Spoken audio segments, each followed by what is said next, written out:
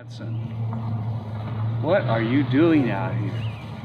Well, the city hired me to bring goats in to manage the vegetation, manage the weeds as well, also reduce the fuel for potential fire risk. Right. I was telling someone this morning I met in the hallway, I said, well, now on to interview goats out here. And they said, oh, clearing sagebrush and stuff. And so they know that this is done these days. It's more prevalent today than it was, what, 5 or 10 years ago, isn't it? Well, it's getting more popular as far as using goats for doing this kind of project.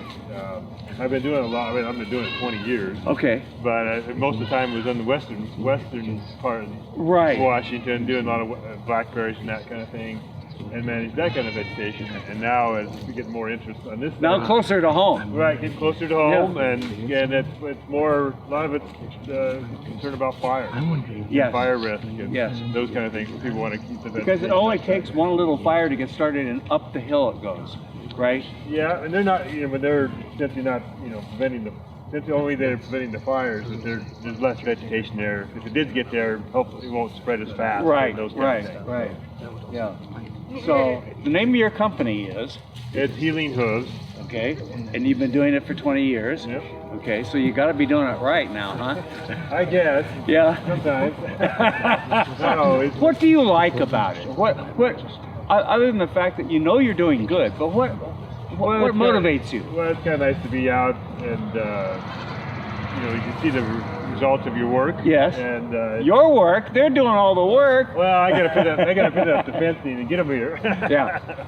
But yeah, so it's enjoyable being out, outside and you work with the animals and enjoy that part of it, and then also being able to manage the vegetation kind of a natural way. Right. Fun. Now I notice you've got a fence and it says "Do not touch." There's a reason for that, right? Yeah, there's the electric fence, and that keeps the goats where they're supposed to be and other things out. So, okay. Because otherwise they'd wander around and go over where they. Now, on many of your sites, you do what you're doing here. You stay on the site overnight, right? So you're here 24/7 or whatever number of days. Right. I'm here during the project, especially in a spot like this in the city. Yeah. Where, I can only imagine trying to round them up. Yeah. I've done that before. No, it's not fun. No, I can't imagine. So it's best to keep them where they're supposed to, and just check the fence on a regular basis. Now, I don't dare ask the question if you need goat meal for tonight, that you don't come out and barbecue anything. Yeah. Oh, okay, I knew that.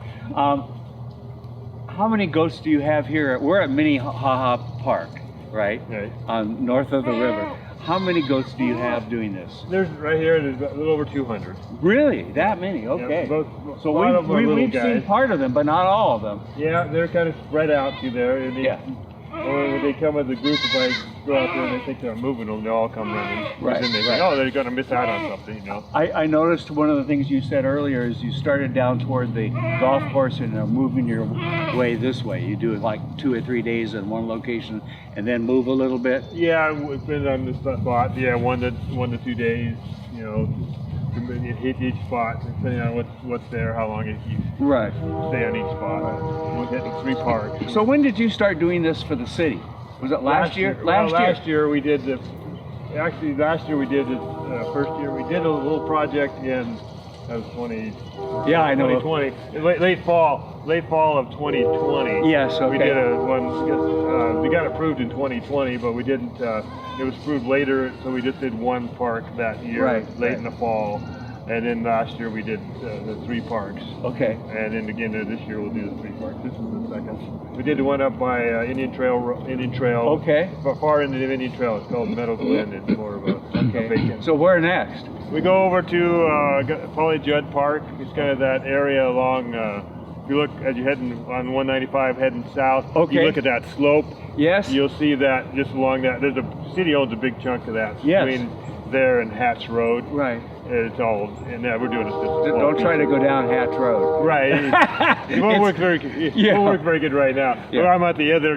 Last year I was on that far end of closer to Hatch Road. And you had people in the community come out and watch too, as I recall. Yeah, they come out, and then there's going to be an event there at probably Jed Park on Saturday. they're going to have some art event, and then the goats will be there at the same Nice. time. And so What a great opportunity to take your kids or grandkids. Yeah, to talk to them about all this, see the stuff, and just make sure, if you bring kids, just don't. They want to make aware the fence is electric, and yes. And you want to, if you do bring dogs, keep them on the leash because they like to hit the fence too. Oh, sure. So Gigi's out there. He's the guard dog, and she usually talks to the other people's dogs. Now, you're still going to the west side of the state this year? Yes, I'm heading over there out in June. I'll be heading that direction. Okay. And do some more Will you work be back this fall to do anything? Yep, you probably go back in usually August, midsummer. August, okay. Come and usually hit it a second time. Just as if things are going to start turning brown. Yeah, I just try to hit it one more time. That's really fire danger. Before it hits that higher fire rate, so we kind of hit it a second time. Wow. Time of year, so. Good. Okay, if people want to get in touch with you, how do they reach you? Well, most of the time it goes through the website, which is just healinghooves.com. Healinghooves.com. That's pretty easy to remember. Yeah, so it's the website. People can send an email through the website. Yeah. Well, this is fun.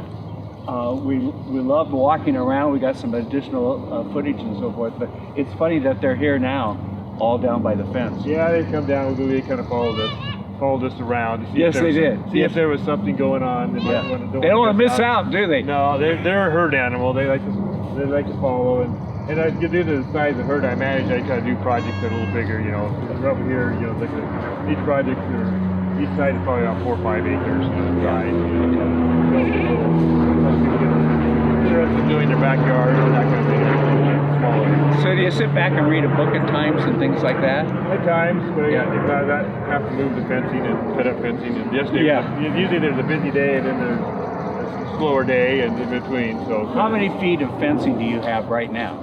Well, there's probably 10 nets, which is about 1,600 feet. Oh wow! Okay, so you have to put that all up yourself. Right. Yeah. So there's a fair amount of. And you have to take it down yourself too. Right. Exactly. So the goats don't help on that part. Yeah. Well, thank you very much.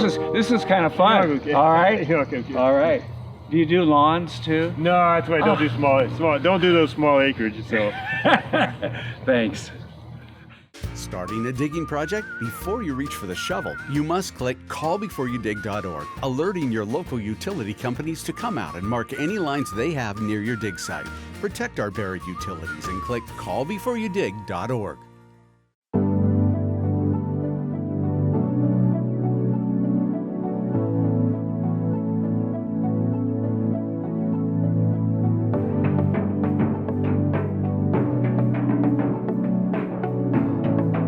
The world has changed a lot in 50 years, and Kimley Haygood has changed with it.